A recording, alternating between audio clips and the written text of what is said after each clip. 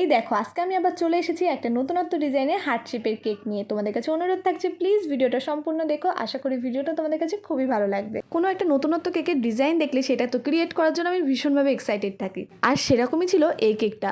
এই কেকটার অর্ডার এসেছিল আমারই এক সাবস্ক্রাইবারের থ্রু দিয়ে, তাই জন্য সত্যি কথা বলতে কেকটা আমার কাছে খুবই স্পেশাল ছিল।